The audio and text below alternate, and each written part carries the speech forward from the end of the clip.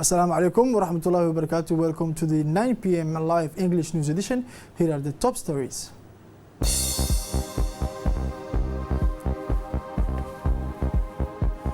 Second death, 37 new positive cases by contact.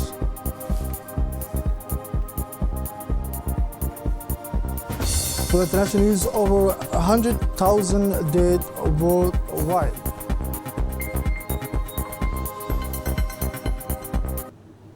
Hello and welcome again for having the news in details.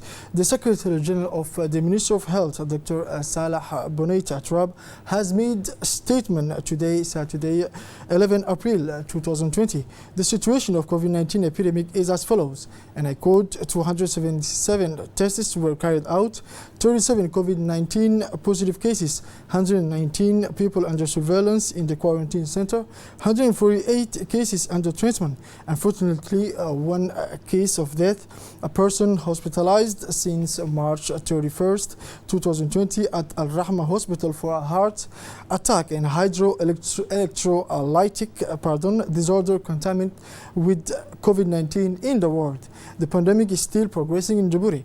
It is difficult to predict the further evolution of the disease.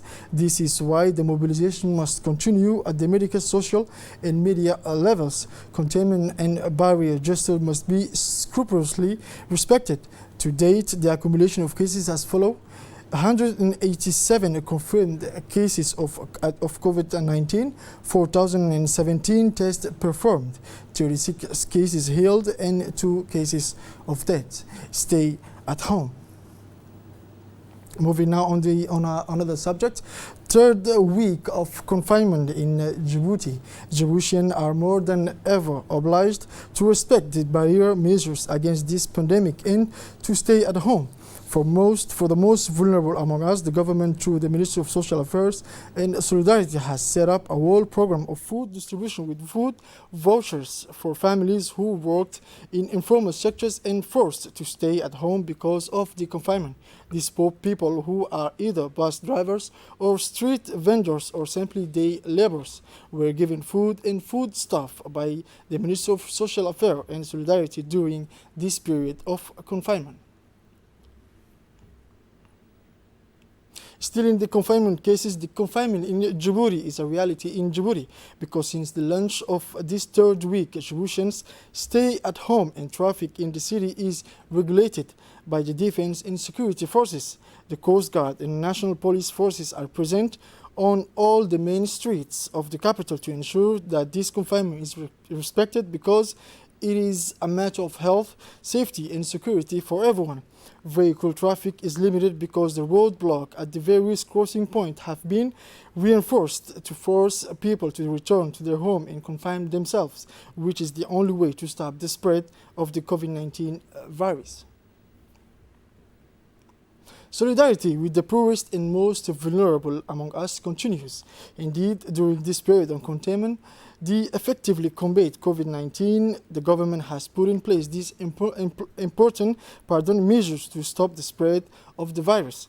And to help low-income families during this period, the Ministry of Social Affairs and Solidarity has set up an important assistance program by distributing food and food items to needy families through food stamps.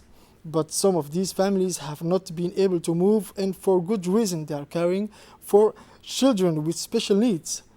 So the minister had the wonderful idea of serving these families in their homes, that how these families with special needs children receive the food and supply that will keep them going during this time of crisis. And now in Al Sabih, was held yesterday, Friday, like the capital, in the interior regions, a great of a reading of the Holy Quran and evocation toward of the coronavirus.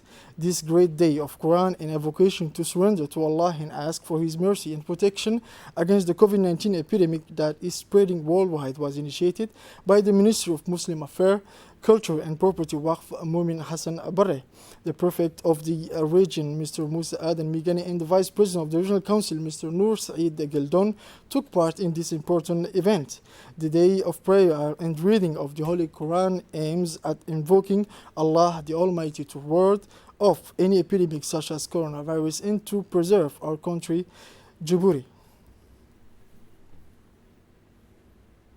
بنا ربنا ولا تحملنا ما لا طاقة لنا به اللهم اعطنا خير الدارين واكفنا شر الدارين اللهم اعطنا خير الدارين واكفنا شر الدارين اللهم اعطنا خير الدارين واكفنا شر الدارين إله أقبل إله يوم أقبل إله يوم أقبل إله يوم أقبل.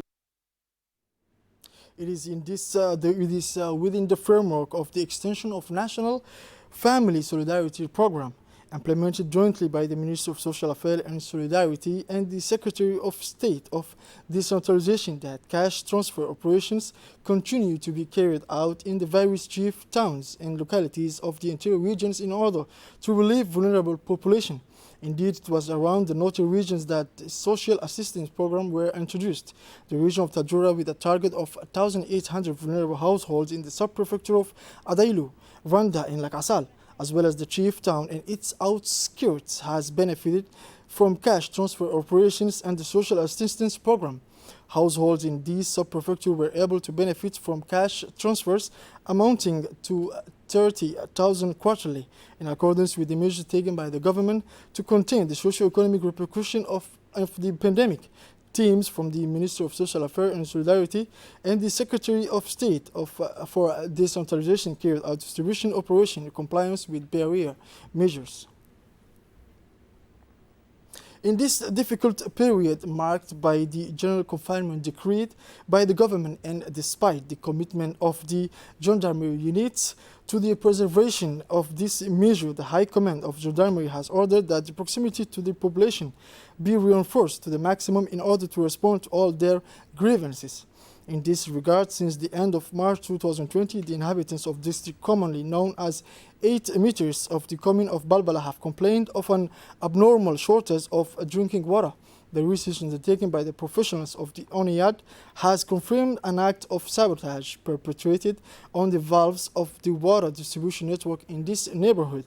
At this stage, a large-scale operation has been set up to identify and arrest the perpetrator of this criminal act, deliberately depriving part of the population of water supplies, a vital resource. The investigation undertaken by the experienced investigator of the Sheikh Musa Brigade have led to strong suspicions against 2 young inhabitants of the neighborhoods commonly known as 8 meters.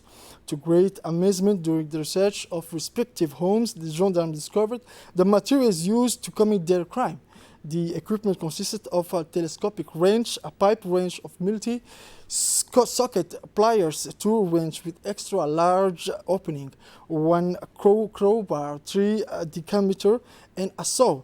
These materials were seized and placed under the seal of the purpose of confrontation with the alleged perpetrators. At the end of the investigation, those involved in the case will be brought to justice to ensure further action.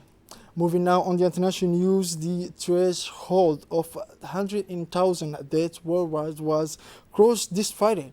Europe continues to pay the heaviest price, with more than 70% of the victims of COVID-19 epidemic recorded on Earth. A total of 100,000 and 661 deaths have been recorded, 70,200 of them in Europe.